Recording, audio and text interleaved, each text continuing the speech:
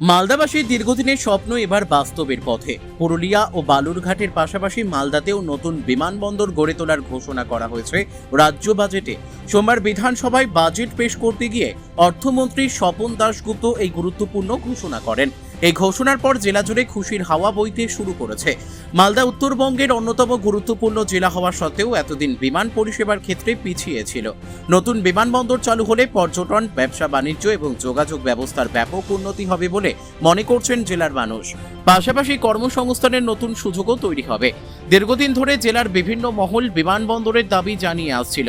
অবশেষে রাজ্য সরকারের এই ঘোষণায় সেই দাবির বাস্তবায়নের আশা আরও জোরালো হয়েছে। এখন সকলের নজর প্রকল্পের বাস্তবায়নের দিকে। কামাখ্যা তারাপীঠ সিদ্ধতান্ত্রিক গুরু প্রশান্ত শাস্ত্রী।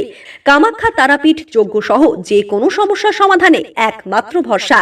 ঠিকানা রত্নজ্যোতি শোরুম, রত্নজ্যোতি মোড়, দেবীনগর, রায়গঞ্জ, উত্তর দিনাজপুর। মোবাইল নম্বর 8629986786।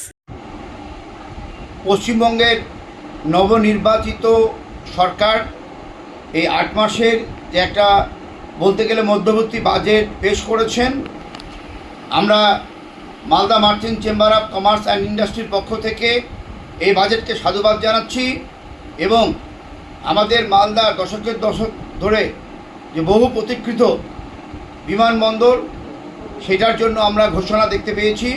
অত্যন্ত আনন্দিত এবং আমাদের নবনির্বাচিত পশ্চিমবঙ্গের মাননীয় মুখ্যমন্ত্রীকে আমরা ধন্যবাদ, কৃতজ্ঞতা জানাচ্ছি।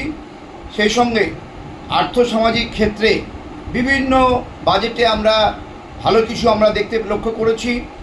আমরা এখানে দেখেছি যে রিলিজিয়াস ট্যুরিজম, আমাদের এখানে হেলথ ট্যুরিজম, আমাদের এখানে টি ট্যুরিজম, এখানকার বিভিন্ন সমাজের সম্প্রদায়ের মানুষের কল্যাণের জন্য তহবিল, নানাবিধ সুযোগ সুবিধার কথা বলা হয়েছে এবং সর্বোপরি ব্যবসা বাণিজ্য, আমাদের ইন্ডাস্ট্রি তৈরি করার ক্ষেত্রে যে চাঁদাবাজি এবং এখানে যে সিন্ডিকেট রাজ, সেটা বন্ধ করার জন্য এই বাজেট বক্তৃতার মধ্যে আমরা পরিলক্ষিত করেছি।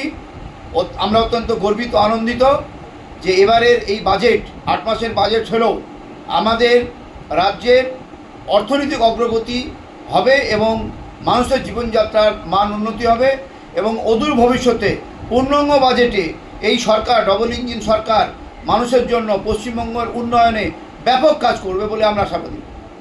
মালদা থেকে পরিতোষ সরকারের রিপোর্ট, কুলিক নিউজ।